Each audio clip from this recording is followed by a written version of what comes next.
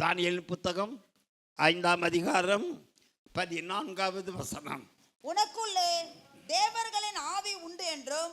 தேவனுடைய கூடுமானவரே, அது பக்கம் 1037வது பக்கத்தில் இருக்கிற பழைய ஏற்பாட்டில் எடுத்துக்கொள்ளுங்கள். தானியேலின் புத்தகம் வாசிக்கிற 14வது வசனம் 5வது அதிகாரத்தில் எல்லாரும் அதை எடுத்துக்கொள்ளுங்க, தயவு செய்து எடுத்துக்கொள்ளுங்க. இப்ப சகோதரி வாசிக்கிறது வாசிங்க, அதே வசனம் தான். உனக்குள்ளே தேவர்களின் ஆவி உண்டு என்றும். எல்லாம் இப்ப பார்க்கணும். உங்க இதயத்துக்குள்ள உங்க நெஞ்சில கை வச்சு, எனக்குள்ளே அன்றைக்கு பெல்ஷாத்சார் என்கிறதான ஒரு மனுஷன் தானியேலை பார்த்து சொன்னா, உனக்குள்ளே, ஆம், அது உனக்குள்ளே, அவனுக்குள்ளே, அதை போல எனக்குள்ளே தேவர்களின் ஆவி உண்டென்றும். தேவர்களின் ஆவி உண்டென்றும். வெளிச்சமும் புத்தியும் விசேஷித்த ஞானமும் என்னிடத்தில் காணப்பட்டதென்றும் என்னை குறித்து கேள்விப்பட்டேன். இந்த வசனத்தை இப்படி வாசிக்கணும். உன்னிடமல்ல, நீதான். உன்னிடத்தில், உனக்குள்ளே என்று எழுதப்பட்டிருக்கிற இந்த காரியத்தில் உனக்குள்ளே, உங்க எல்லாத்துக்குள்ளே, அதாவது எனக்குள்ளே தேவனின் ஆவி உண்டென்றும் வெளிச்சமும் புத்தியும் விசேஷித்த ஞானமும் என்னிடத்தில் காணப்பட்டதென்றும் என்னை குறித்து இந்த உலகம் கேள்விப்பட வேண்டும். தனிப்பட்ட முறையில் இன்றைக்கு நான் பேசுறது சபைக்கல்ல, ஒரு தனிப்பட்ட தேவனுடைய பிள்ளைக்கு, ஒவ்வொரு தனிப்பட்ட தேவனுடைய பிள்ளைக்கும் இந்த செய்தியை எடுத்துக்கொள்ளுங்க.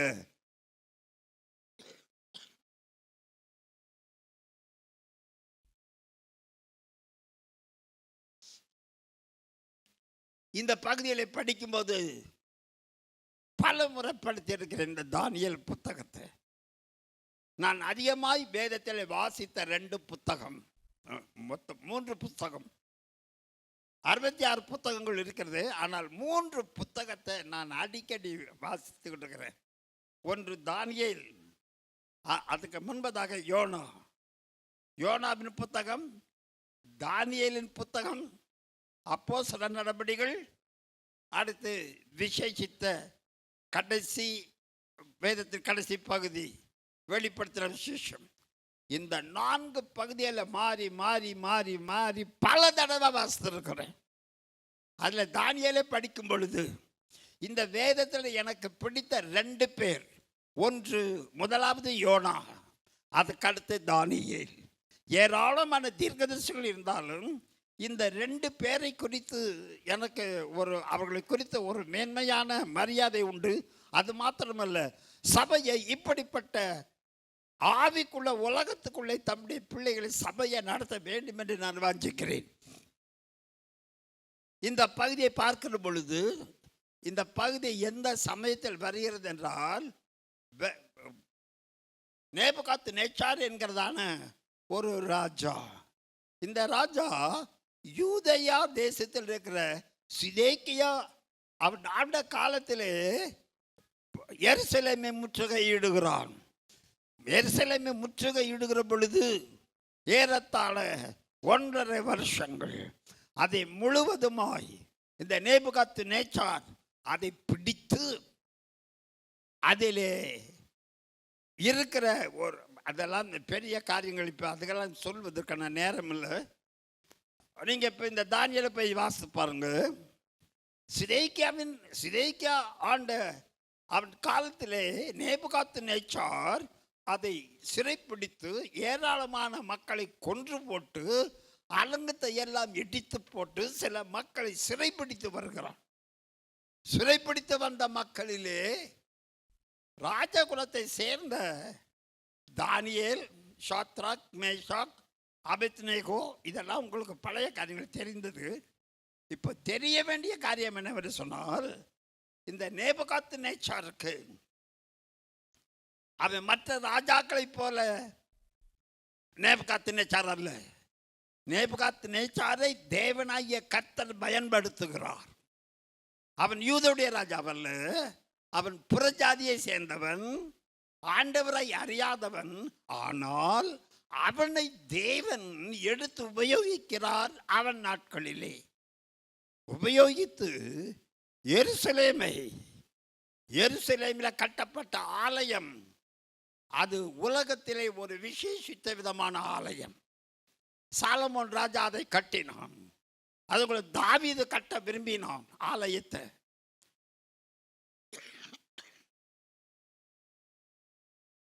ஆண்டவர் அனுமதி கொடுக்காமல் அவன் அந்த ஆலயத்துக்காக பலதை சேமித்து வைத்தான். தாவீது ராஜா அவன் சேமித்த பொக்கிஷத்தோடு அவன் மகனான சாலமோனின் நாட்களிலே ஏராளமான செல்வம். அந்த செல்வத்திலே 33,000 லேபர்கள், தொழிலாளர்கள். 33,000 யோசித்து பாருங்க. 33,000 தொழிலாளர்கள் 7 வருஷம் வேலை செய்து அவர்கள் அந்த எருசலேமை கட்டுகிறார்கள். எருசலேமின் ஆலயம் ஏறத்தாழ 100 அடிக்கு மேலே. அந்த கல் வச்சு கட்டுகிற பொழுது ஒரு கல்லுக்கும் இன்றைக்கு நாம் கட்டுகிற போது சாந்தி இல்லை. அந்த கல்லை, நான் ஒரு கட்டிடக்கலையை கற்றவனாக இருக்கிறபடினாலே அதை நான் யோசித்து பார்க்குறேன். மிக மிக ஆச்சரியமாக இருந்தது. இன்றைக்கு நாம் கட்டும் பொழுது நமக்கு சிமெண்ட் இருக்கிறது கண்டுபிடிக்கப்பட்டு. அவன் நாட்களில் சிமெண்ட் இல்லை. ஒரு கல்லுக்கு மேலே ஒரு கல் வைக்கும் போது கல்லை வச்ச அந்த ஒரு நூல் பிசகாமல் அதை சரியாக வைத்து ஒரு கல் ஏறத்தாழ 3-5 டன் வெயிட் உள்ள கல்லை பக்குவமாய் வைத்து அதை கட்டுகிறார்கள். ஒரு கல்லுக்கும் கட்டுகிற ஒரு கல்லுக்கும் இன்னொரு கல்லுக்கும் இடைவெளி ஒன்று இல்லை. அது வெறுமையாக இருக்கும்.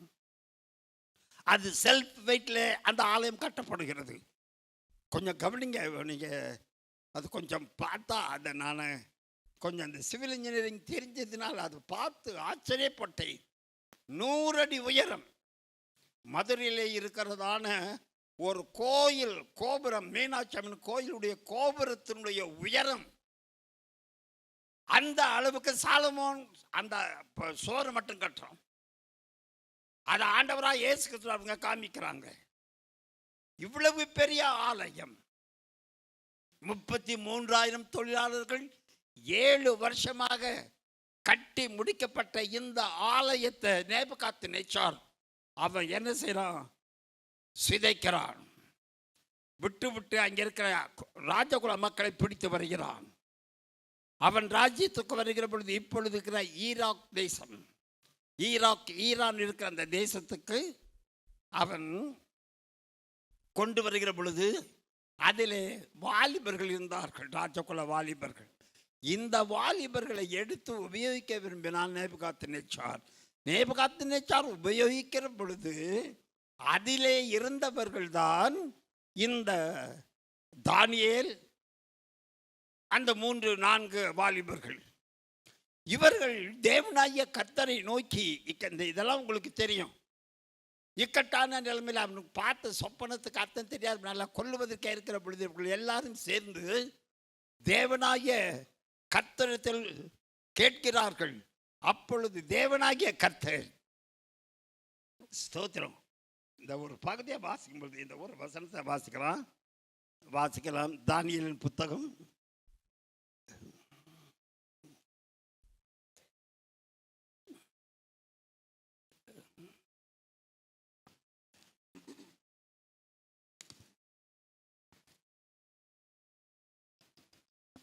1 அதிகாரத்தில் 17வது வசனத்தை வாசிக்கலாம். இந்த 4 வாலிபருக்கும் தேவன் சகல எழுத்திலும் ஞானத்திலும் அறிவையும் சாமர்த்தியத்தையும் கொடுத்தார். தானியேலை சகல தரிசனங்களையும் சொப்பனங்களையும் அறியத்தக்க அறிவுள்ளவனாக்கினார். தானியேலை தேவன் சகல தரிசனங்களையும் சொப்பனங்களையும் அறியத்தக்க அறிவுள்ளவனாக்கினார். இது தேவன் கொடுத்தது. அந்த நாட்களில் தானியேலுக்கு மாத்திரமல்ல, இந்த நாட்களில் நாம் கேட்டால் நமக்கும் கர்த்தர் தரிசனங்களையும் சொப்பனங்களையும் அறியத்தக்க அறிவை இன்றைக்கு நமக்கும் கொடுப்பார், நம்முடைய சபைக்கும் கொடுப்பார். அப்ப சபையில் இருக்கிற பிள்ளைகள் என்ன செய்ய வேண்டும் என்று சொன்னால், எப்படி தானியேல் தேவ சமூகத்திலே கேட்கும் பொழுது தேவன் அவர்களுக்கு அருளி செய்தாரோ அதே கிருபையை தேவன் இன்றைக்கு நமக்கு அருளி செய்ய அவர் தயாராக இருக்கிறார். ஏனென்றால் ஏன் என்றால் எல்லாரும் கவனிக்கணும் தயவு செய்து. ஆதாமையும் ஏவாளையும் தேவன் படைத்தார். படைத்த பொழுது தேவ கட்டளை மீறின உடனே இன்றைக்கு இது மக்கள் இந்த பகுதியை அறியாமல் இருக்கிறார்கள். தேவ கட்டளை மீறின உடனே அவனுக்குள்ளே இருக்கிறதான சாகவே சாவாய் என்ற வார்த்தையின்படி செத்தது என்னவென்று சொன்னால் ஒரு மனிதனுடைய ஆத்துமா. சரீரம் சாகல. இந்த சரீரம் ஏற்கனவே உங்களுக்கு நான் சொல்லியிருக்கிறேன். ஆதாமுடைய சரீரம் நம்மை போன்ற இந்த உலகத்தில் இருக்கிற எந்த மனிதனுடைய சரீரத்தை போல இல்லை. அது பத்மராகம், புஷ்பராகம், அது போன்ற படிக பச்சை, இப்படி போன ரத்தின கற்களில் இருந்து புறப்படுகிற ஒளியை போல ஆதாமின் சரீரத்தை தேவன் படைத்தார். நன்றா கவனிக்கணும். இப்ப நம்ம இருக்கிற சரீரம் போல இல்லை, அவன் சரீரத்தில் ஒரு ஒளி. ஏனென்றால் கர்த்தர் அவனை பார்த்து சொன்னார், நம்மை போல மனுஷனை உண்டாக்குவோம். நம்ம ஏற்கனவே உங்களுக்கு நான் சொல்லியிருக்கேன், தயவு செய்து பாருங்க. நம்மை போனால் பிதாவை போல. பிதா எப்படி இருக்கிறார்? நீங்க வெளிப்படுத்தின 4ஆம் அதிகாரத்தில் பிதா எப்படி இருக்கிறார்? அவருடைய ரூபம், சிங்காசனத்தில் வீட்டில் இருக்கிற பிதாவின் ரூபம் எப்படி இருக்கிறது? வெளிப்படுத்தின 4ஆம் அதிகாரத்தில் இருக்கு, வாசிமா. வீட்டில் இருந்தவர் பார்வைக்கு வஜ்ரக்கல்லுக்கும் பதுமராகத்துக்கும் ஒப்பாயிருந்தார். பாருங்க, வஜ்ரக்கல்லுக்கும் பதுமராகத்துக்கும் ஒப்பான அவருடைய சரீரம், அதுல இருந்து ஒளி புறப்படுது. ஆண்டவராகிய இயேசு பிதா எப்படி இருக்கார்? அவரு வஜ்ரக்கல்லுக்கும் பதுமராகத்துக்கும் அந்த ஒளி புறப்படுது. அதே போல ஆண்டவராகிய இயேசு கிறிஸ்து மத்தேயு 17ஆம் அதிகாரம் 2வது வசனத்தை வாசித்தா, மத்தேயு 17:2, அவர்களுக்கு முன்பாக மறுரூபமானார். அவர் முகம் சூரியனை போல பிரகாசித்தது. ஆண்டவராகிய இயேசு கிறிஸ்து முகம் சூரியனை போல பிரகாசித்தது. அவர் முகம் அவ்வளவு ஒளி. ஆவியானவர் எப்படி இருக்கான்னு சொன்னால், சிங்காசனத்தில் இருக்கிற தேவனுடைய ஆவியானுடைய கீழே இருக்கிற அந்த அக்கினி அந்த ரூபத்தில் இப்படி ஆதாமை படைத்தார். அப்போ ஆகையினாலே அந்த மாம்சத்திலிருந்து வெளிப்பட்ட அந்த மகிமை அந்த அவன் நிர்வாணமாய் காணப்படாதபடி மூடிற்று. மிகுந்த மகிமை மூடிற்று. இந்த மகிமையை பாவம் செய்த உடனே போயிடுச்சு. பாவம் செய்த உடனே அந்த மகிமை போச்சு.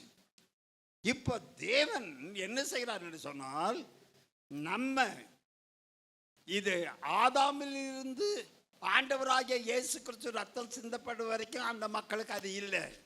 ஆனா இப்போ தேவனாகிய கர்த்தர் என்ன செய்கிறார் என்று சொன்னார், ஆண்டவராகிய இயேசு கிறிஸ்து அந்த ஆதாம் படைக்கப்பட்ட பொழுது எப்படி இருந்தானோ அதை போல இயேசு கிறிஸ்துவுக்கு பின்னாடி வாழ்கிற உலகத்தில் உள்ள தேவனுடைய பிள்ளைகள் அப்படி மாற வேண்டும் என்று தேவன் விரும்புகிறார். இதனாலதான் இங்க எபிரேயருக்கு எழுதின நிருபம் 11ஆம் அதிகாரத்தில் 40வது வசனம், கடைசி வசனத்தை வாசித்தால், அவர்கள் நம்மை அல்லாமல் பூரணர் ஆகாதபடிக்கு, அதுக்கு முன்னாடி பார்த்தா ஆதாம்ல இருந்திருக்கிற பரிசுத்தவான்களுடைய பேர் எல்லாம் இருக்கு. விசுவாசத்தில் அவர்கள் வல்லவர்கள் ஆனார்கள். அத 39வது வசனத்துல வாசிப்பா, இவர்கள் எல்லாரும் விசுவாசத்தினாலே நற்சாட்சி பெற்றும், விசுவாசத்தினாலே இவர்கள் நற்சாட்சி பெற்றும் வாக்குத்தத்தம் பண்ணப்பட்டதை அடையாமல் போனார்கள். அவர்கள் நம்மை அல்லாமல், பாருங்க, அங்க இருக்கிற மோசே, எலியா, கிதியோன் இருக்கக்கூடிய மற்ற எல்லா பரிசுத்தவான்கள், நியாயாதிபதிகள், இவர்கள் எல்லாம் விசுவாசத்தில் வல்லவரானாங்க. எல்லாரும் இங்கே கவனிக்கணும். இந்த முக்கியமான இந்த பகுதி, அவங்க விசுவாசத்திலே வல்லவர்கள் ஆனாலும் நம்ம இல்லாமல் பூரணர் ஆகாதபடிக்கு யாரு? மோசே, எலியா, எலிசா, அங்கே இருக்கிறவங்க எல்லாரும் நம்ம இல்லாம, அதாவது என்னை இல்லாமல் அவர்கள் பூரணர் ஆகாதபடிக்கு விசேஷித்த நன்மைதானதொன்றை தேவன் நமக்கென்று முன்னதாக நியமித்திருந்தார். நமக்கு முன்னதாகவே நமக்கு வச்சிருக்கிறார். ஆமென். யாருக்கு? மோசைக்கு இல்லாத கிருபை, அங்கே இருக்கிற எல்லா தீர்க்கதரிசிகளுக்கு இல்லாத ஒரு ஒரு ஒரு கிருபை, அது ஒரு விசேஷித்த வல்லமை. நல்லா கவனிங்க. நம்ம இல்லாமல் அவர்கள் பூரணர் ஆகாதபடிக்கு விசேஷித்ததான ஒன்றை தேவன் நமக்கு வச்சிருக்கிறார். அந்த விசேஷத்தை சொன்னா, ஆதாம் உருவாக்கப்பட்ட பொழுது எப்படி ஒளி விட்டு பிரகாசமா இருந்தாலோ அப்படி ஒரு ஒளி இப்போ உனக்குள்ள இருக்கு. இந்த ஒளி இப்போ உன்னை விட்டு பிரகாசிக்கணும். அதற்கு தேவனாகிய கர்த்தர் ஆதாமில் இருந்து ஆண்டவராகிய இயேசு கிறிஸ்து வரைக்கும் இந்த ஒளி உள்ள மக்கள் இல்லை, ஒளியை பெற்ற மக்கள் இல்லை. ஆகையினால தான் அப்ப வேதம் சொல்லுது, அவர்கள் நம்ம இல்லாமல் அவர்கள் பூரணராகாதபடிக்கு. விசேஷித்த நன்மை என்னன்னு சொன்னா, ஆதாமை எப்படி உருவாக்குனாரோ, பாவம் செய்வதற்கு முன்னாடி எப்படி இருந்தானோ அப்படி நம்ம இப்ப மாறணும். நமக்கு அதை தேவன் கொடுக்கிறார். அதுக்கு என்ன செய்யணும்? ஆதாமை தேவன் படைக்கிற பொழுது ஆதாமை எப்படி தேவனுடைய ரூபத்தோட படைச்சாரோ அப்படி அந்த ரூபம் இப்ப நமக்கு வரணும். இந்த ரூபம் வர்றதுக்கு நம்ம என்ன செய்யணும்? ரோமர்கள் நிருபம் 12ஆம் அதிகாரம் 2வது வசனம். இன்னொருத்தர் 2 கொரிந்தியர் புத்தகம் 3ஆம் அதிகாரம் 17 18வது வசனம். இன்னொருத்தர் 1 கொரிந்தியர் 15ஆம் அதிகாரம் 51வது வசனம். இன்னொருத்தர் பிலிப்பியருக்கு நிருபம் 3ஆம் அதிகாரம் 21வது வசனம். 4 வசனத்தை டக் டக்னு வாசிங்க.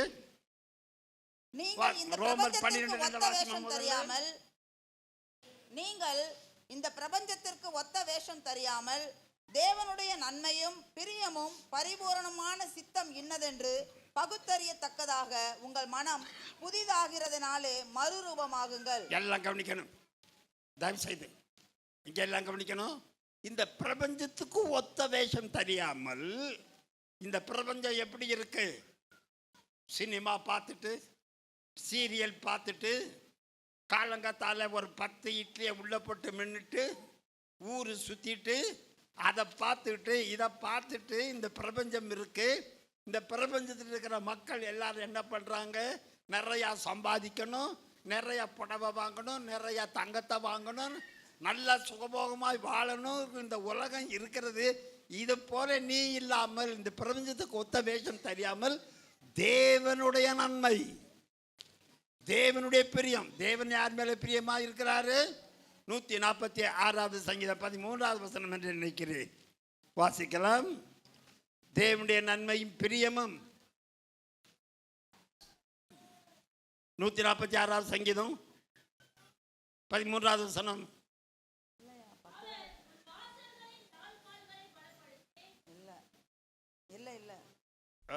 தமக்கு பயந்து தமது கிருபைக்கு காத்திருக்கிறவர்கள் மேல் பாருங்க பாருங்க.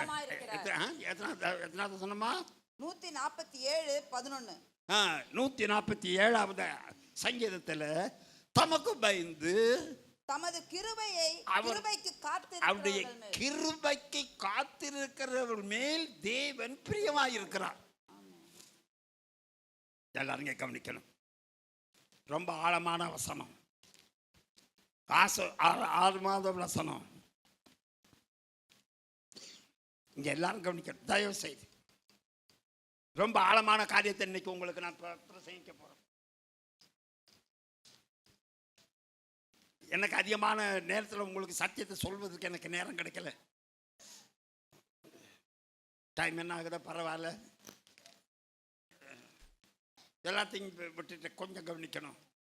மிக மிக ஆழமான சத்தியத்துக்குள்ள உங்களை கொண்டு போறேன். இந்த பிரபஞ்சத்துக்கு ஒத்த வேஷம் தெரியாமல் தேவனுடைய நன்மையும் பிரியமும் பரிபூர்ணமான சித்தம் என்று பகுத்துணர் தகுந்ததாக உங்கள் மனம் புதியதாகிறதுனாலே இப்படி 4 வசனம் தான் மறுரூபத்தை பற்றி இருக்கு. 2 கொரிந்தியர் புத்தகம் போன மத்தியானம் 18வது வசனம் 17 18வது வசனம். நாம் எல்லாரும் திறந்த முகமாய் கர்த்தருடைய மகிமை நாம் எல்லாரும் திறந்த முகமாய் எல்லாரும் கவனிங்க. நாம் எல்லாரும் திறந்த முகமாய் கர்த்தருடைய மகிமையை கண்ணாடியில காண்கிறது போல பார்க்கணும். நீ பார்க்கணும். பார்க்கறியா? புரியல. கண்ணாடியில கர்த்தருடைய மகிமையை பார்க்கறது போல கர்த்தருடைய மகிமை கண்ணாடியில கண்டு ஆவியாயிருக்கிற கர்த்தரால் அந்த சாயலாகத்தானே மகிமையின் மேல் மகிமை அடைந்து மகிமை எனக்கு உங்களுக்கு ஏற்கனவே மகிமை இருக்கு. இப்ப இன்னொரு உங்கள்கிட்ட மகிமை இருக்கு. என்றைக்கு ஞானஸ்நானம் பெற்று பரிசுத்தாவின் அபிஷேகத்தை பெற்றீங்களோ உங்களுக்கு எல்லாருக்கும் மகிமை இருக்கு. இந்த மகிமைக்கு மேல ஒரு மகிமை இப்ப உங்களுக்கு வேணும். இந்த மகிமைக்கு மேல ஒரு மகிமை. இந்த மகிமை மேல ஒரு மகிமை எப்படி வரும்? கர்த்தருடைய மகிமையை கண்ணாடியில காண்கிறது போல கண்டு நீ அப்படி மாறணும். அப்படி மாறுறதுக்கே இந்த வசனத்தை நீங்க மனப்பாடம் பண்ணி வச்சுக்கோங்க. கர்த்தருடைய ஆவியினாலே, நல்லா கவனிங்க, கர்த்தருடைய ஆவியினாலே நமக்கு ஏற்கனவே மகிமை இருக்கு. மகிமை எப்படி வந்துச்சு? ஆண்டவராய் இயேசு கிறிஸ்துவை இரட்சகராய் ஏற்றுக்கொண்ட பொழுது, முழுகி ஞானஸ்நானம் பெற்றுக்கொள்ளுகிற பொழுது, பரிசுத்தாவின் அபிஷேகத்தை பெற்றுக்கொள்ளுகிற பொழுது உனக்கு ஒரு மகிமை இருக்கு. இப்ப எல்லாருக்கும் மகிமை இருக்கு. வேதம் என்ன சொல்லுதுன்னா, இந்த மகிமைக்கு மேல இன்னொரு மகிமை உனக்கு வேணும். இப்ப மகிமை இருக்கு, இது காணாது. இதுக்கு மேல ஒரு மகிமை வேணும். இன்னொரு மகிமை, மகிமையின் மேல் மகிமை அடைந்து மறுரூபப்படுகிறோம். நீ மறுரூபம் ஆகும் போதுதான் மகிமைக்கு மேல ஒரு மகிமை வரும். அது எப்படி ஆகிறது? இன்னொரு மகிமை எனக்கு எப்படி வரும்? அதுக்கு தான் ஒரு காசு எடுக்கணும்னு சொல்றது. நான் மறுரூபம் ஆகுங்கள் பிரசன்ட் டென்ஸ்ல இருக்கு. நம்ம மறுரூபம் ஆக இனிமே ஆக போறதை பற்றி இருக்கலாம். அது 1 கொஞ்சம் 5:51 கடைசி காலம் தொனிக்கும் பொழுது எக்காலம் தொனிக்கும், அப்பொழுது மரித்தோர் அழிவில்லாதவர்களாய் எழுந்திருப்பார்கள், நாமும் மறுரூபமாக்கப்படுவோம். நாம மறுரூபமாக்கப்படுவோம். அது ஃபியூச்சர் டென்ஸ்ல, எதிர்காலத்துல. பிலிப்பியர் 3:21 வாஸ்தா. அவர் எல்லாவற்றையும் தமக்கு கீழ்ப்படுத்திக் கொள்ளத்தக்க தம்முடைய வல்லமையான செயலின்படியே நம்முடைய அற்பமான சரீரத்தை தம்முடைய மகிமையான சரீரத்திற்கு ஒப்பாக மறுரூபப்படுத்துவார். எல்லாரும் கவனிக்கணும். முக்கியமாக சொன்னேன் 2 வசனம் நீங்க மறுரூபம் ஆகணும். அப்படி இப்போ இங்கே நம்ம இப்போ இருக்கிற சபை மக்கள் மறுரூபம் ஆகணும். மறுரூபம் ஆகும்போது என்ன, எப்படி மறுரூபம் ஆகும்போது நீ எப்படி மாறுவ? ஆதியிலே ஆதாமை தேவன் எப்படி படைத்தாரோ அப்படி மாறணும். அப்படி மாறுறதுக்கு அதைத்தான் நீங்கள் இப்போ என்னுடைய 80வது வயதில் ஃபோட்டோ எடுத்து பார்த்தா அந்த மகிமை அப்படியே மூடி இருக்குது. அது வெளியில் நமக்கு தெரியாது, எனக்கே தெரியாது. ஆனால் ஃபோட்டோ எடுத்து பார்த்தா அது உங்களுக்கு எல்லாருக்குமே பார்த்துருக்குறீங்க. அதுக்கு உள்ளே நான் இருக்கிறேன். அதை மறுபடியும் அதை மகிமையை கொஞ்சம் எடுத்துட்டு இப்போ ஃபோட்டோ ஸ்டுடியோவில் எடுத்து பார்த்தாலும் அதுக்கு உள்ளே நான் இல்லை, மேக கூட்டத்தில் ஆவியானவர் தான் இருக்கிறார். எல்லாம் கவனிக்க. இதை மறுபடி சொல்கிறேன்னு நினைக்காதீங்க. நாம் எல்லாரும் அப்படி மாறினாத்தான் இந்தியாவில் இன்னைக்கு கோடிக்கணக்கான மக்கள் செத்துக்கிட்டு இருக்காங்க. தெய்வம் யாருன்னு தெரியாதனால குளிக்க போய் சாகுறான். அதை காட்டிலும் நீங்கள் விசேஷித்தமானவர்கள், அதை காட்டிலும் நீங்கள் விசேஷித்தமானவர்கள். உங்களுக்குள்ள என்ன இருக்கிறது? இழந்து போன ஆதாமின் மகிமையை நாம பெற்றுக்கொள்ளணும். பெற்றுக்கொள்வது எப்படி? மறுரூபமாகணும். மறுரூபமாவது எப்படி? இந்த பிரபஞ்சத்துக்கு ஒத்த வேஷம் தெரியாமல் தேவனுடைய நன்மையும் பிரியமும் பரிபூர்ணமான சித்தம் என்னத்தென்று உங்க மனம் புதிதாகணும். இப்போ மனம் புதிதாகிறதுக்கு என்ன செய்யணும் பார்த்தோம்னா நன்றாக கவனித்து கொள்ளுங்கள். ஒரு சின்ன உதாரணத்தை உங்களுக்கு சொல்ல போகிறேன். நீங்கள் திருடுறீங்கன்னு வச்சுக்கோம். திருடுறது உங்களுக்கு பழக்கமாக சில பேர் இருக்கு. சில பேருக்கு பொய் சொல்கிறது, சில பேருக்கு திருடுறது, இப்படி மாதிரி ஒரு பாவம். திருடுறதுன்னு ஒரு சின்ன பாவத்தை வச்சுக்குவோமே. நீங்கள் ரட்சிக்கப்பட முடியாமல் இருந்தால் நீங்கள் திருடுனா திருடன்னு பேர். ரட்சிக்கப்படுவதற்கு முன்னாடி நீங்கள் திருடுனா திருடன்னு பேர். ஆனால் இப்போ நீங்கள் திருடுறீங்க பிரதர், இப்போ உங்களுக்கு திருடன்னு பேர் இல்லை. இந்த திருட்டுத்தனத்துக்கு வேதம் சொல்லுது பலவீனம். திருடன் இல்லை, பலவீனம். இப்போ இந்த பலவீனத்தில் நீ மறுபம் ஆகிறதுக்கு இப்போ நீ திருடன் அல்ல. என்னைக்கு நீ ரட்சிக்கப்பட்டாயோ, என்றைக்கு ஆண்டவராக இயேசு கிறிஸ்துவின் பெயரில் நீங்கள் ஞானஸ்நானம் பெற்றாயோ, என்றைக்கு அபிஷேகம் பெற்றாயோ, அன்றையிலிருந்து நீ திருடன் பண்ணினாலும் திருடன் அல்ல. அப்பா இப்படிதான் நல்ல பாஸ்டர் இப்போ சொன்னீங்க, இனிமே நான் என்ன வேணாலும் செய்வேன் அப்படின்னு நினைக்கிறையா? இல்லை, இது திருடன் பாவம் அல்ல, இது பலவீனம். இது இந்த பலவீனம் வரும் பொழுது அதை ஜெயிக்கிறதுக்கு தேவன் கிருபையை கொடுக்கிறார். ரோமருக்கு நிருபம் 6ஆம் அதிகாரம் 1 வசனத்தை வாசிமா. ரோமருக்கு நிருபம் 6ஆம் அதிகாரம். ஆகையால் என்ன சொல்லுவோம்? கிருபை பெருகும்படிக்கு பாவத்திலே நிலை நிற்கலாம் என்று சொல்லுவோமா? கூடாதே. நிறுத்துங்க. எல்லாரும் மறுபடி நல்லா கவனிக்க, மெதுவா வாசிமா. ஆகையால் என்ன சொல்லுவோம்? கிருபை பெருகும்படிக்கு பாவத்திலே நிலை நிற்கலாம். அதாவது திருடுறதுல நீங்க திருடும் போது இதை நான் உதாரணமா சொல்ல, இது மாதிரி தான் எல்லா பாவமும். திருடும் போது நீ செய்யறது பாவம் அல்ல. அதை ஜெயிக்கிறதுக்கு, அந்த பலவீனத்தை ஜெயிக்கிறதுக்கு தேவன் கிருபையை கொடுக்கிறார். கிருபை பெருகும்படிக்கு பாவத்திலே நிலை நிற்கலாமா? திருடிக்கிட்டே இருக்கலாமா? கூடாதே, செய்யக்கூடாது. அப்ப தப்பு செய்யலாமா? திருடலாமா? ஆனா திருடலாம்னு சொல்லுது பாச, நீங்க தானே சொன்னீங்க திருடலாம். ஆனா திருடும் போது அதை ஜெயிக்கிறதுக்கு உனக்கு என்ன வருது? கிருபை வருது. அதுக்கு தான் கிருபை வேணும். இதை கிருபையை எப்படி பெற்றுக்கொள்வது? அப்படி நீ பாவமே செய்ய மாட்டேன். தேவனாய கர்த்தர் உன்னை கோதுக்குள்ளே கொண்டே போவார். அதான் வெளிப்படுத்தல் 3ஆம் அதிகாரம் 17வது வசனத்தில் நீ யார், நீ எப்படி இருக்க வாசியம்மா. நீ நிர்பாக்கியம் உள்ளவனும் பரிதபிக்கப்படத்தக்கவனும் தரித்திரனும் நீ குருடனும்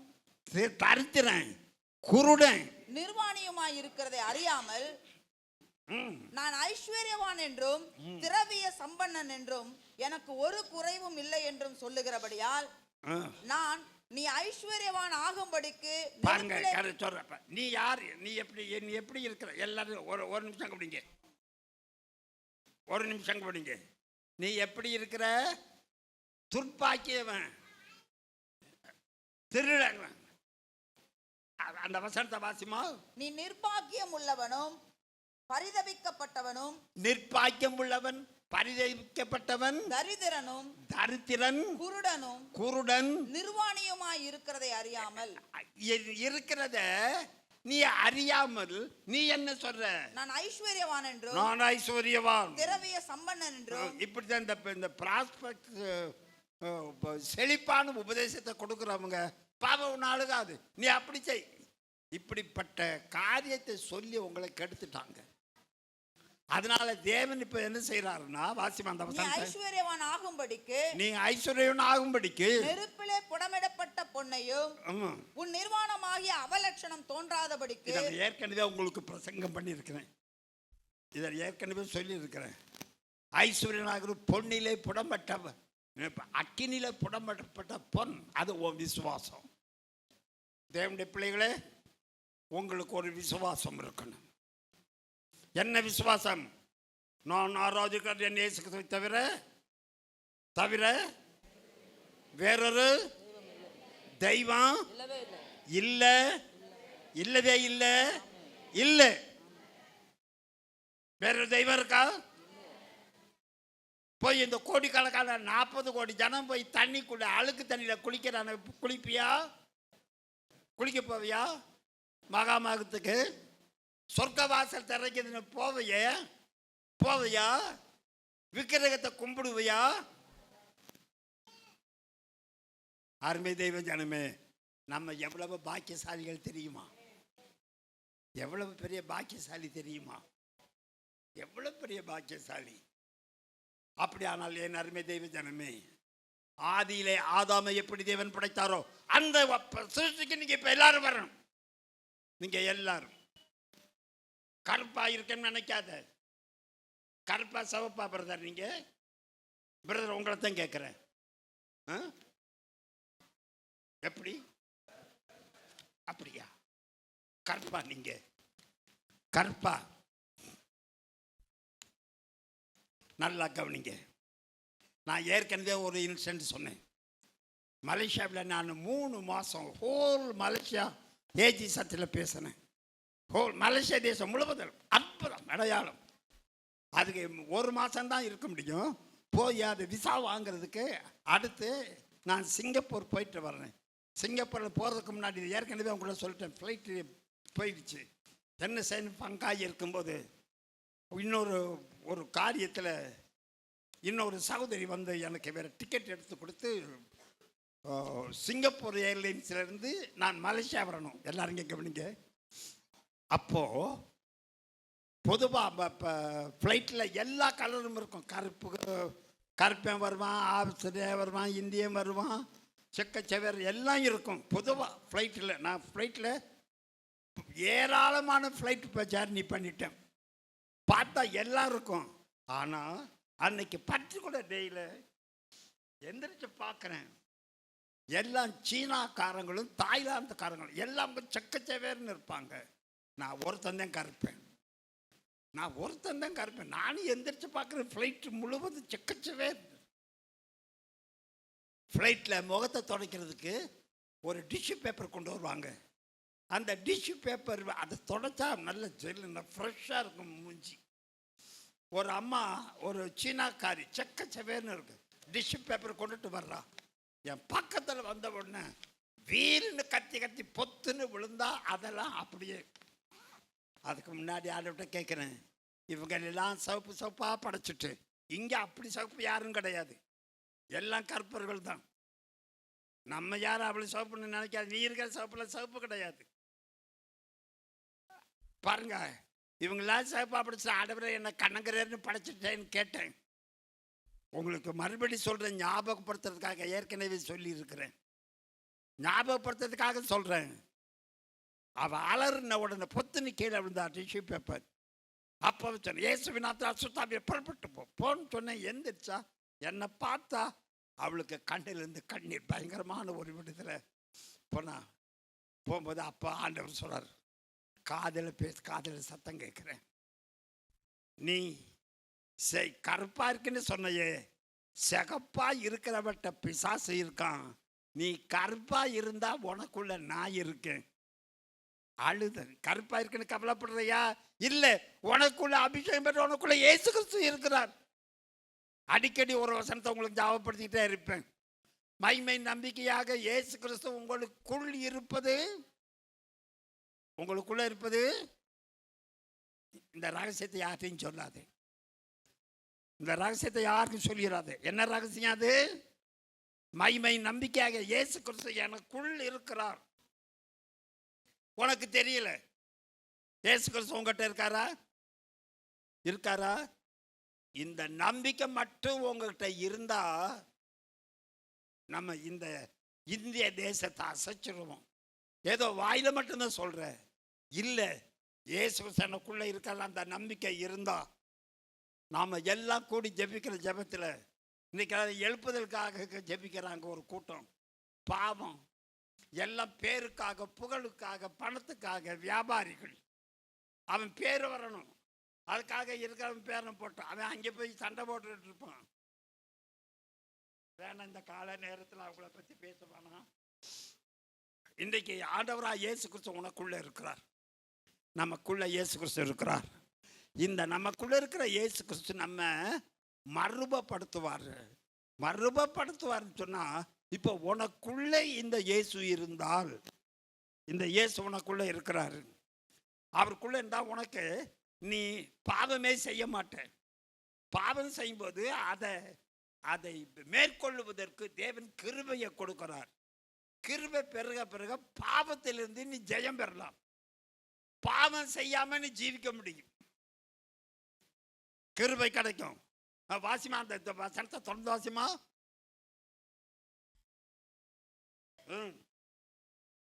பொன்னையும் உன் நிர்வாணமாகிய அவலட்சணம் தோன்றாதபடிக்கு நீ உடுத்திக் கொள்வதற்கு வெண் வஸ்திரங்களையும் என்னிடத்திலே வாங்கிக் கொள்ளவும், நீ பார்வை அடையும்படிக்கு உன் கண்களுக்கு கலிக்கம் போடவும் வேண்டும் என்று உனக்கு ஆலோசனை சொல்லுகிறேன். நீ இப்ப நல்லா உடுத்தி கொள்வதற்கு வெண் ஆடையை தரித்து கொள்ளணும். அதுக்காகத்தான் நீங்க உங்களுக்கு சொன்னது நான் சொல்லலைங்க, இது பைபிள் சொல்லுது. எப்ப நீங்க திருவிருந்த ஆராதனைக்கு வரும்போது தயவு செய்து தப்பா நினைச்சுக்காதீங்க. நான் எந்த ஆடை போட்டா உனக்கு இல்லை, வேதம் சொல்லுது. வெண் ஆடைய நான் சொல்லலப்பா, இது பைபிள் சொல்லுது. சம்மா வாசிங்க. வெண் வஸ்திரங்களை நீ உடுத்தி கொள்வதற்கு வெண் வஸ்திரங்களையும் என்னிடத்திலே வாங்கிக் கொள்ளவும். நீ அப்படி சொல்றதுன்னு தெரியல. உடுத்தி கொள்வதற்கு நீ என்ன ஆடை அணியணும், என்ன ஆடமா அணியணும், என்ன ஆடை அணிஞ்சிருக்கிற எல்லாம் கவனிங்க. இதை நான் சொல்லல, வேதம் சொல்லுது. ஆராதனைக்கு வரும் பொழுது தேவனுடைய பிள்ளைகள் தேவனுடைய பிரசன்னத்தினால நிரப்பப்பட்டு ஆவியிலே ஆராதனைக்கு வரும்போது நீ வெளியே போகும்போது என்ன ஆடையாவது போட்டுக்கோ, அது பரவாயில்ல. என்ன பல ஆடை, நான் என்கிட்ட ஏராளமான கலர் ட்ரெஸ் இருக்கு, சஃபாரி ட்ரெஸ் இருக்கு, போடுவேன். ஆனா ஆராதனைக்கு நான் வெண் ஆடையை தவிர என்னைக்காவது வேற ஆடையில வந்திருக்கேனாமா? என் மனசாட்சி குத்தும் வேற ஆடையில வந்தா. ஆவியானவர் சொல்றாரு, நீ உடுத்திக் கொள்வதற்கு வெண் வஸ்திரங்களையும் என்னிடத்திலே வாங்கிக் கொள்ளவும். நீ சத்தியத்தை சரியா தெரியறதுக்கு உன் கண்ணுல கழிக்கும் கண்ணாடி எதுக்கு போடும்னா, இந்த வசனத்துல தேவனுடைய பிள்ளைகளுடைய கண்கள் தெளிவிக்கப்படணும். கண் பார்வை அடையணும். அப்பதான் வேத வசனத்துல இந்த வேத வசனம் என்ன சொல்லுதுன்னு உங்களுக்கு புரியும். ஆண்டவராக இயேசு கிறிஸ்துக்குள்ள இன்னைக்கு சபையார் எல்லாம் நீதான் மனவாட்டின்னு சொல்லி பிரசங்கம் பண்ணிட்டு இருக்கிறாங்க ஏராளமான சபைகள். அதனாலதான் நீங்க போக வேணான்னு சொல்றது. ஆண்டவருக்கு பொண்டாட்டி தேவையில்லைங்க. பிதாவுக்கு பொண்டாட்டி வேணுமா? இயேசு கிறிஸ்துவுக்கு பொண்டாட்டி. அவர் தான் பொண்ண மனுஷனுக்கு மனைவி, மனுஷனுக்கு மாத்திரம்தான். மனுஷனுக்கு மனைவிய பிள்ளைகள் எல்லாரும் நேசிக்கணும். மனைவி இருக்கும்போது மனைவியுடைய மேன்மை தெரியாது, மனைவி இல்லாத போதான் மனைவியுடைய மேன்மை தெரியும். ஆம்பளை பசங்களா, கல்யாணம் பண்ணின சகோதரர்களா, இன்னைக்கு உங்க மனைவியினுடைய மேன்மை உங்களுக்கு தெரியாது. உன் மனைவி உன்னை விட்டு போகும்போது நீ அழுவ கதறுவ. இப்ப நான் உணர்றேன், மனைவியை ரொம்ப நேசிக்கணும். நீங்க கொஞ்சம் கோபமா பேசினா கூட பேசிட்டு போகுது, விட்டுருங்க. எனக்கு மனைவி எத்தனை பேர் மனைவிட்ட அடி வாங்கி இருக்கிறீங்க? ஆம்பளை பசங்க கையை தூக்குங்க. என் மனைவி என்ன அடிச்சிருக்கான். ஏமா சிரிக்கிறீங்க? இப்ப இவங்களுக்கெல்லாம் பாருங்க, மனைவிட்ட அடி வாங்கினவங்க கையை உயர்த்துங்க.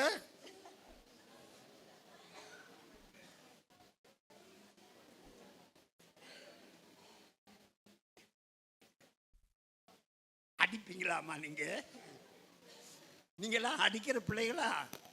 உங்க முகத்தை பார்த்தா அப்படியா தெரியுது? நல்ல பிள்ளைங்க மாதிரி இருக்குது. எங்க சபையில பார்த்தா ரொம்ப நல்லா முக்காடு போட்டு இருக்கிற. ஆனா அண்ணன் சொல்றாரு, என்ன வீட்டில் வந்து அடிக்கிறாயா என்ன அப்படிங்கிறாரு. பாருங்க, மனைவியை தயவு செய்து நீங்க மனைவி உங்களை அடிச்சிருக்காங்க, கோட் வாங்கிக்கிட்டீங்க, திருப்பி அடிச்சிங்களா பிரதர்? திருப்பி அடிச்சிங்களா? ஆ, அங்கே தான் தப்பு பண்ணிட்டீங்க. அடி வாங்கினீங்க, வாங்கிக்கணும். திருப்பி கொடுத்தீங்களா? பார்த்தீங்களா, திருப்பி கொடுத்துருக்கிறார். திருப்பி கொடுக்கக்கூடாது, திருப்பி கொடுக்காதீங்க. ஹல்லேலூயா, ஹல்லேலூயா, ஹல்லேலூயா. மனைவி உங்களுக்கு தேவன் கொடுத்த பொக்கிஷம்.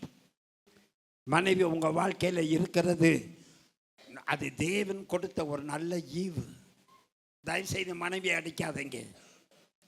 மனைவியை அடித்தா கூட வாங்கிக்கங்க, திருப்பி அடிக்காதீங்க. எத்தனை என்ன செய்யறது பாஸ்டர்? வாங்கிக்கங்க. என்ன பிரதர், மனைவி எத்திட்டா என்ன செய்யறது? திருப்பி எத்தணுமா? ரொம்ப கஷ்டம். பிராக்டிக்கலா அருமையான சகோதரர்களுக்கு சொல்றேன், உங்க மனைவி தேவன் உங்களுக்கு கொடுத்த நல்ல ஈவு. இவர்களை அவங்க அடிச்சா வாங்கிக்கங்க, திருப்பி அடிக்காதீங்க, திருப்பி அடிக்காதீங்க. மிதிச்சா வாங்கிக்கங்க, திருப்பி மிதிக்காதீங்க. பலவீன பாண்டம். அவன் மிதிச்சா நீங்க உங்களுக்கு உடம்புல தெம்பு இருக்க வாங்கிக்குவே. நீ மிதிச்சா காடு கை ஒடிஞ்சு போகும். நீ மிதிச்சேன்னு வச்சுக்கோமே, அவன் மிதிச்சா ஒன்றும் தெரியாது. பலவீன பாண்டம். வாங்கலாம், வாங்கிக்க. திருப்பி மிதிக்காத. ஒரு மிதிச்சா கால் ஒடிஞ்சு போகும். அப்புறம் நீ தான் தூக்கிக்கிட்டு போகணும், கை ஒடிஞ்சு போகும், உனக்கு சோறு கிடைக்காது. ஹல்லேலூயா, ஹல்லேலூயா, ஹல்லேலூயா. தேவனாகிய கர்த்தருடைய கரத்திலே நீங்கள் மாறுவதற்கு தேவன் நல்ல ஈவுகளை கொடுக்கிறார். பொண்ணை கொடுக்கிறார். அது விசேஷித்த விதமானது. பொண்ணு மாத்திரமல்ல, உடுத்த வெண் ஆடைகளை கொடுக்கிறார். தேவன் வெண் ஆடைகளை கொடுக்கிறார். தேவனிலிருந்து வாய்க்க அந்த வெண் ஆடைகளை மறுரூபம். அது ஆடை மட்டுமல்ல, அதுதான் மறுரூபம். அதை பெறுறது எப்படி? நீங்க முடிஞ்சா நீங்க உங்களுக்கு நான் ஒரு கிளாஸ் எடுக்கணும். இப்போ ஃப்ரீவா சொல்ல முடியாது. டைம் நம்ம ஆச்சு. தயவுசெய்து டைம் ஆச்சுன்னு சொல்லிட்டு. டைம் நம்ம ஆச்சு 8:45. பரவாயில்ல. இப்போ எல்லாருக்கும் பசிக்குதா? பசிக்குதா எல்லாருக்கும்? என்ன பிரதர், நான் காலை டிஃபனே 12 மணிக்கு தான் சாப்பிட்றேன். எனக்கு பசிக்காது. ஆனால் உங்களுக்கு அப்படி இருக்க முடியுமா? பாருங்க, நான் நம்ம சபையை நான் உயர்த்த விரும்புகிறேன். ஆவிக்குரிய உன்னதமான அனுபவத்துக்கு கொண்டு வர்றேன். தப்பா நினைக்காதுங்க, மறுபடியும் சொல்றேன்னு சொல்லிட்டு என்ன போட்டோ எடுத்தா தேவனுடைய ஆவியானவர் அப்படியே என்னை மூடிக்கொள்ளுகிறார். உங்களை போட்டோ எடுத்தா நீங்க எத்தனை போட்டோ எடுத்திருப்பீங்க? எத்தனை போட்டோ எடுத்திருப்பீங்க? அது இந்த செல்போனை வச்சுட்டு எடுத்துக்கிறாங்க பாருங்க. 2 பேரும் சேர்த்தா செல்ஃபி எடுக்கிறாங்களா? இப்படி எடுக்குது, அப்படி எடுக்குது, இப்படி எடுக்குது. எல்லாம் எடுத்தாலும் கண்ணு தான் இருக்கு. எப்பயாவது பிரதர் ஒரு ஆவியானவர் கூட இருக்கிறாரு தெரியுதா? அது செல்ஃபி எடுக்க. சில பேர் செல்ஃபி எடுக்கும்போது செத்து போயிருக்காங்க, மேல இருந்து கீழே விழுந்து. இங்க வந்து செல்ஃபி எடுத்துட்டு போயிட்டு கிச்சன்ல போயிட்டு அங்கே போய் செல்ஃபி அப்படியே அப்படியே போன பின்னாடி அங்கே கேஸ் சிலிண்டர் இருக்கு, அது மேலே போய் உக்காந்துக்கும். அது கேஸ் எரிஞ்சுக்கிட்டு இருக்கும். செல்ஃபி எடுக்கல, எச்சரிக்கை ஆயிரு. உன்னை செல்ஃபி எடுத்து பார்த்தா அது ஆவியானவர் கூட இருக்கணும். சொல்றேன், என்ன கண்ணாடி உன் கண்களுக்கு கலிக்கண் போடுவதற்கு கண்ணாடி. அது தேவனுடைய வேதம் என்ன சொல்லுதுன்னு தெரிஞ்சுக்கிறதுக்கு அதுதான் கண்ணாடி. இந்த கலிக்கத்தை நான் உங்களுக்கு பிராக்டிக்கலுக்கு கொண்டு வர விரும்புகிறேன். நான் எப்படி இந்த ஆவியை பெற்றேனோ இதை போல தேவனுடைய பிள்ளைகள் சபை எல்லாருக்கும் தேவனுடைய கருத்தில் உன்னதமான அனுபவத்துக்கு உங்களை கொண்டு வர நான் விரும்புகிறேன். கொண்டு வரும்போது இந்த ஆவியாரோட அபிஷேகம் இருந்தால் தான் உங்களுக்கு அதிகமாக நாங்கள் டீச் பண்ண தேவையில்லை. ஆராதனைக்கு வரணுமா? ஞாயிற்றுக்கிழமை ஆராதனை கூடுமானவரை தேவனுடைய பிள்ளைகளை விட்டுறாதீங்க. ஆராதனை விட்டுறாதீங்க. ஆராதனையில் ஒரு அபிஷேகம் இருக்கு. இப்போ நான் பார்க்குற ஒரு அபிஷேகம் ஏராளமான பிள்ளையுடைய தேவைகள், ஏராளமான பிள்ளையுடைய வாழ்க்கையிலே அது ஆவியானவர் கொடுக்கிற இந்த அபிஷேகம் சபையில் தயவு செய்து ஆராதனை விட்டுறாதீங்க. குளிக்க நேரம் இல்லை, முகத்தை கழுவிட்டாவது வந்து உட்கார். ஆனா பல்லு விளக்கிட்டு வா, ஆயத்தை வந்தா பக்கத்தில் இருக்க முடியாது.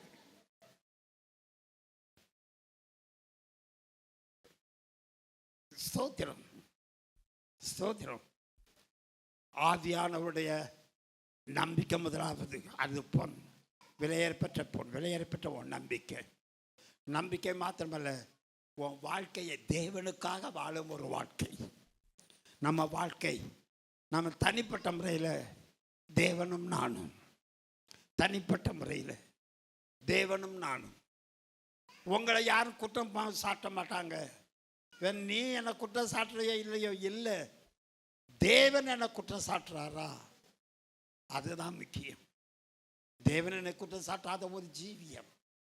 இந்த ஜீவியத்தில் நம்பிக்கை மாத்திரமல்ல, தேவனுக்காக எழும்பி நிற்கிற இந்த உலகத்தில், மோசமான இந்த பிரபஞ்சத்தில் சொர்க்கவாசல்னு போகிறான். அப்போ எவ்வளவு மடத்தனமான நிலைமை தேவன் நம்ம மீட்டிருக்கிறார். கங்கையில் குளிக்க போகிறாங்க, அந்த நாத்தம் எடுத்த தண்ணி செத்த பணமெல்லாம் வந்தால் அதோட செத்த பணம் வந்துட்டு இருக்கான். அதில் போய் குளிக்கிறதுக்காக செத்துக்கிட்டு இருக்கான். ஆனால் தேவன் இதிலிருந்து நம்மை மீட்டிருக்கிறார். மீட்டு தேவனுடைய ராஜ்யத்தை கட்டணும். தேவனுடைய ராஜ்யத்தை கட்டும் பொழுது நான் பார்த்த ஒரு தரிசனத்தில், நான் ஆரம்பத்தில் ஆண்டவருக்கு ரட்சிக்கப்பட்ட பொழுது எனக்கு இந்த தர்சனம் பார்க்க காணிக்கெல்லாம் தெரியாது. ஆனால் ஒரு நாள் தேவனாய கர்த்தருடைய சமூகத்தில் நான் ராத்திரியில் ஜெபம் பண்ணிட்டு இருக்கும்போது அப்போ தான் தரிசனத்தை பார்த்தேன். அதில் காணிக்கப்பட்டி பக்கத்தில் காணிக்க போடுறாங்க. இயேசு கிறிஸ்து நின்று பார்த்துக்கிட்டு இருக்கிறார். வாழ்க்கையில் இயேசு கிறிஸ்து நமக்கு நன்மை செய்து மாத்திரமல்ல, நம்ம தேவனுக்கு எப்படி கொடுக்குறோம் அதை தேவன் பார்க்கிறார். இதை பார்த்த பின்னாடி தான் இன்னைக்கு பெருமைக்காக சொல்ல, நான் செய்த ஊழியத்துக்கு, தேவன் என்னை கொண்டு செய்த அற்புதத்துக்கு நான் ஒரு பெரிய 10 பங்களா கட்டியிருக்கணும். அவ்வளவு சம்பாதிச்சேன், லட்சக்கணக்கில் சம்பாதிச்சேன், ஏராளமான. ஆனால் எல்லாத்தையும் ஆண்டவருக்கு கொடுத்தேன்.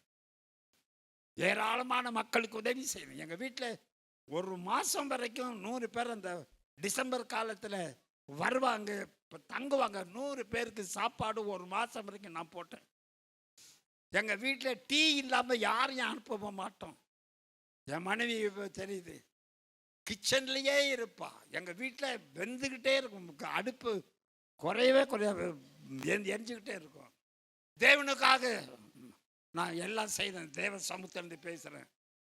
நான் எனக்குன்னு சேர்த்து வைக்கலை. இன்னைக்கு என் பையனை இந்த ஆராதனை நடத்தும் போது அவன் இடத்துல எனக்கு கண்ணீர் வருது. ஒரு பெரிய சபையை கட்டலையே, இவ்வளவு பணம் சம்பாதிச்சோமே.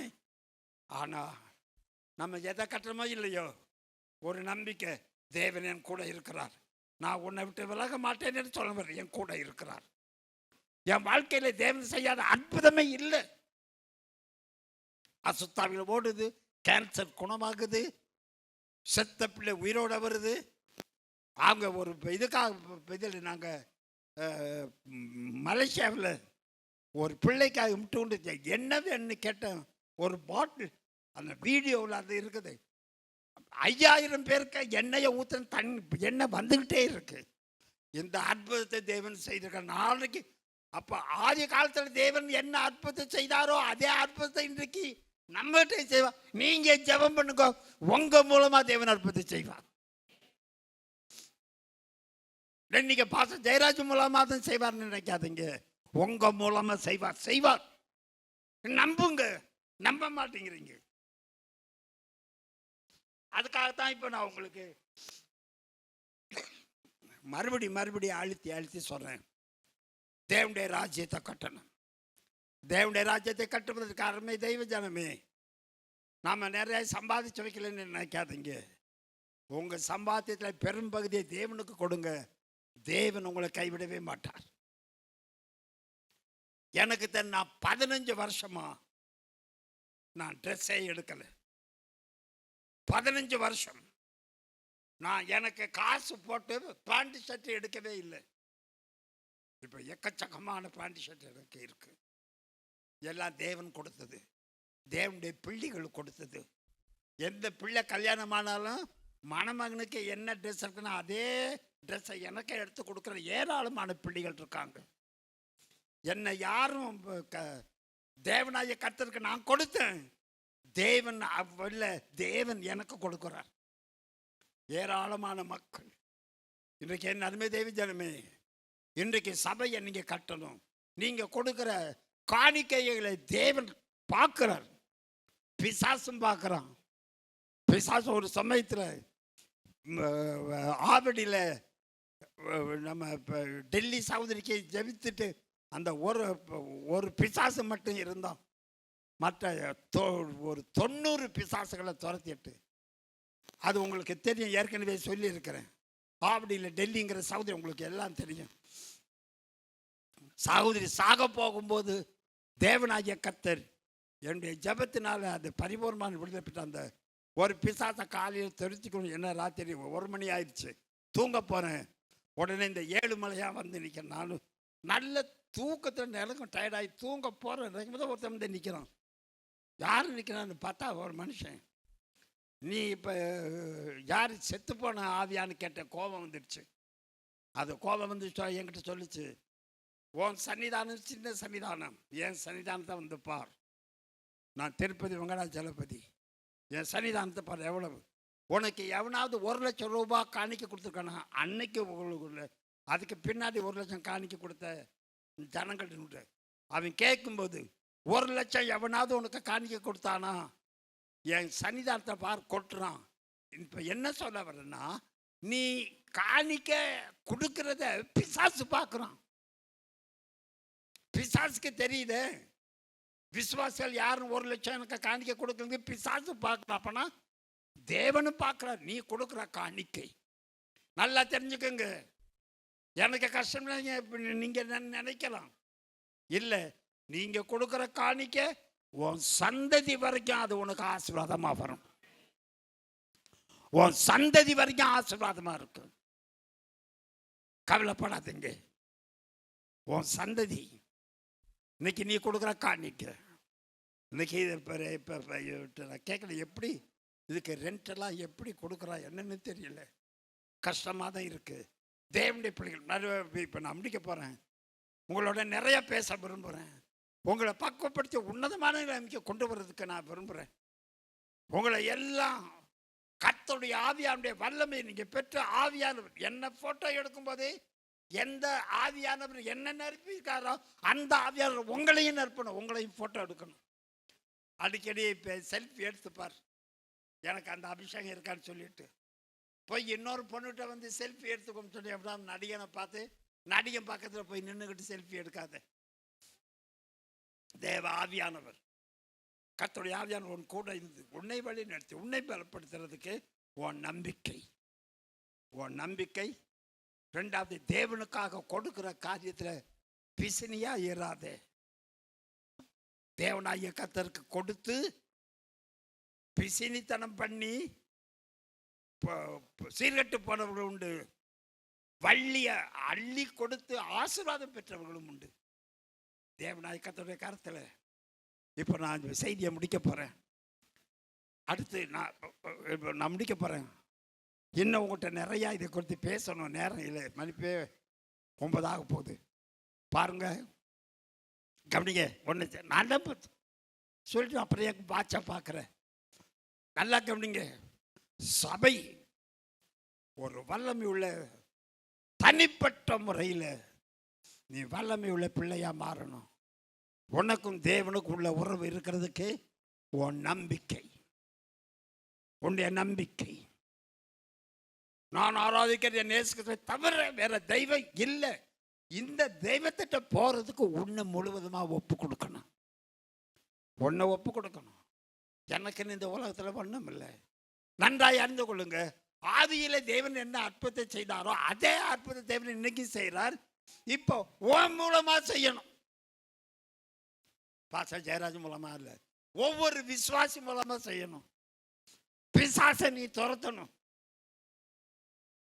எல்லா பெண்கள் பிசாசுகளை துரத்த வல்லமை பெறணும். பிசாசை துரத்தணும். பிசாசு ஒன்றை துரத்தக்கூடாது. இங்கே லலிதான ஒரு சகோதரி மூலமாக இந்த சபை கட்டப்பட்டது வாழ்க்கையில் மறக்க முடியாது. லலிதா சகோதரி ஏற்கனவே உங்களுக்கு தெரியும். சிபிஎம் சபையில் தான் முதல்ல அந்த பிள்ளைய கொண்டு போனாங்க. எல்லாம் ஒரு பாருங்க, நான் முடிக்க போகிறேன். சிபிஎம் சபைக்கு கொண்டு போனாங்க. இந்த பக்கம் 2 சகோதரர்கள், இந்த பக்கம் 2 சகோதரர்கள். லலிதாவை பிடிச்சி நிற்க வச்சுக்கிட்டு ஊழியக்காரர் ஜெபம் பண்ணோம். சிபிஎம் சபை ஊழியக்காரன் தலையில் வச்சு ஜெபம் பண்ணுறா. இந்த லலிதா சிஸ்டர் குத்துக்கல் மாதிரி நிற்கிது. ஜெபம் பண்ணவே பொத்துன்னு விழுந்தான் ஊழியக்காரன். ஊழியக்காரன் பொத்துன்னு விழுந்தான்.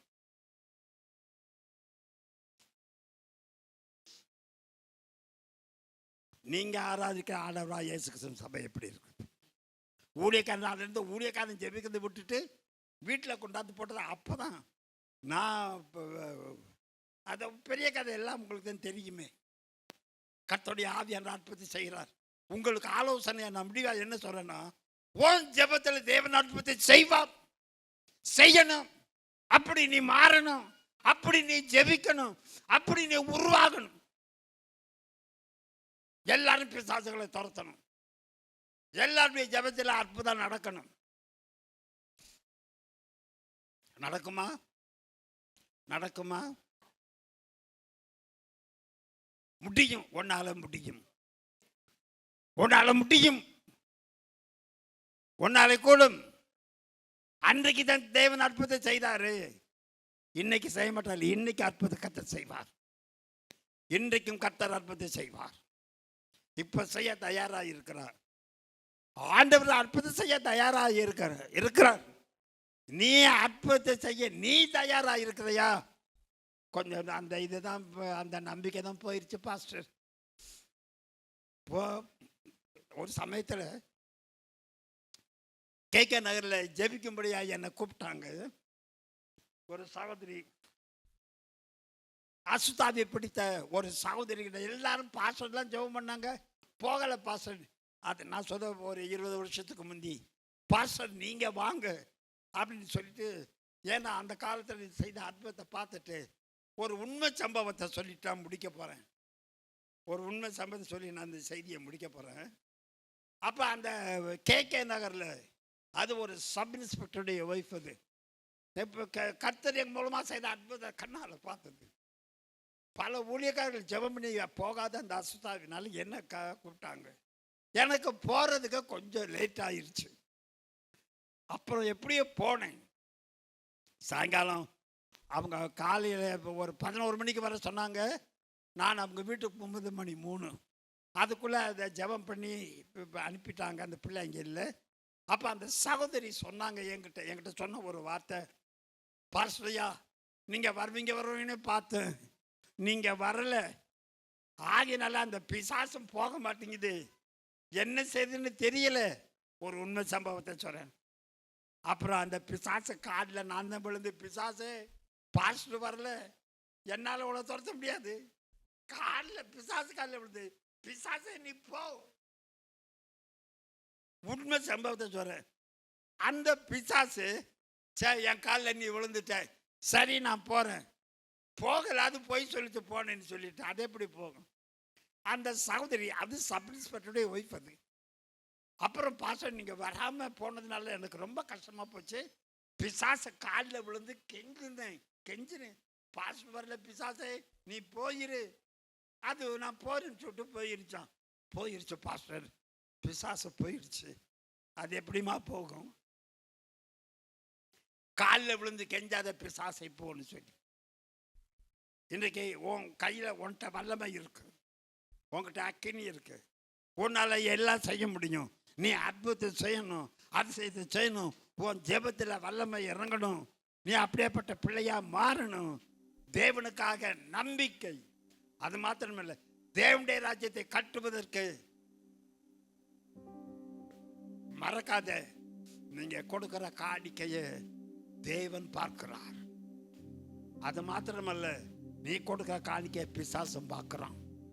பிசாசு பார்க்கிறான்னு எனக்கு அது வரைக்கும் தெரியாது. அது கேட்குது, 1 லட்சம் எனக்கு கோடிக்கணக்கில் கொட்டுறான், எனக்கு உன் சரிதல்ல இவனாவது 1 லட்சம் உனக்கு கொடுத்தாருக்கான்னு கேட்டேன். அருமை தெய்வ ஜனமே, நம்ம பணம் பெருசல்ல, எனக்கு தேவனுடைய கரத்தில். இப்போ நான் போனால் பரலோகத்துக்கு தான் போவேன். நான் நரகத்துக்கு போகவே மாட்டேன். அந்த நம்பிக்கை, நரகத்துக்கு போக மாட்டேன். அதே பிசாசு நரகத்துக்கு போனால் அதெல்லாம் மொத்தமாக கூடி எங்களை ஆயிரக்கணக்கில் கொண்டுட்டான். இயேசுவே, இவனை நீயே வச்சுக்கோ, இப்போ நரகத்துக்கு மட்டும் இவனை அனுப்பிடாதன்னு தூக்கி கொண்டு போய் போட்டு. தேவனுடைய கருத்தில் நீங்கள் எல்லாம் மாறணும். கர்த்தர் உங்களை ஆசீர்வதிக்கணும். அப்போ தேவனுடைய கருத்தில் ஒரே ஒரு வசனத்தை அந்த வசனத்தை வாசித்து நம்ம முடிக்க போகிறோம். வாசமா தானியேல் புஸ்தகம் 5ஆம் அதிகாரம் 14. உனக்குள்ளே எனக்குள்ளே தேவர்களின் ஆவி உண்டென்றும் வெளிச்சமும் புத்தியும் விசேஷித்த ஞானமும் என்னிடத்தில் காணப்பட்டதென்றும் என்னை குறித்து கேள்விப்பட்டேன்.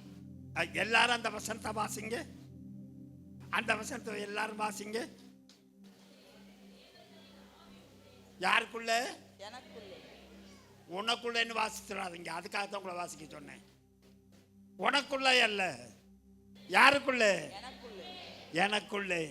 எனக்குள்ளே தேவர்களின் ஆவி உண்டென்றும் வெளிச்சமும் புத்தியும் விசேஷித்த ஞானமும் என்னிடத்தில் காணப்பட்டதென்றும் என்னை குறித்து கேள்விப்பட்டேன். ஆமென். உன்னை குறித்து இந்த உலகம் கேள்விப்படணும். ஆமென். ஆமென். உன்னை குறித்து நீ எந்த நகரில் இருக்கையோ அந்த நகரில் கேள்விப்படணும். நீ இங்கே இப்போ சிஜி காலில் இருந்தால் சிஜி கால்னு உன்னை குறித்து கேள்விப்படணும்.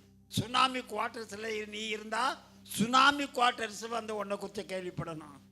தங்கம் தேட்டர் பக்கத்தில் இருந்தால் தங்கம் தேட்டர் இருக்கிறவங்க உன்னை குறித்து ஹலோ, என்னங்க நான் இவ்வளவு கஷ்டப்பட்டு கத்தி பேசுகிறேன். உன்னை குறித்து எந்த ஏரியாவில் இருக்க? நீ எந்த ஏரியாவில் இருக்க? எந்த ஏரியாவில் இருக்கமா? தண்டையார்பேட்டை. நீ எந்த ஏரியாவில் இருக்கமா? வண்ணாரப்பேட்டை. நீ எந்த ஏரியாவில் இருக்கமா? கொருக்குப்பேட்டை. நீ இருக்கிற இதெல்லாம் தெரியணும். தெரியுமா? தெரியுமா? தம்பிமார்களே, உங்களுக்கும் தான். எந்த ஏரியாவில் இருக்க? என்ன பேட்டை வருது? புதுக்கோட்டை. நான் இருக்கிறதுங்க புதுக்கோட்டையில் என்னை பற்றி எல்லாருக்கும் தெரியும். ரஜினிகாந்த் இருந்தாலும் எல்லாருக்கும் தெரியும். அவன் இன்னொருத்தன் விஜய்னு ஒருத்தன் இருக்கான், அவனுக்கு தெரியும். உன்னை தெரியுமா?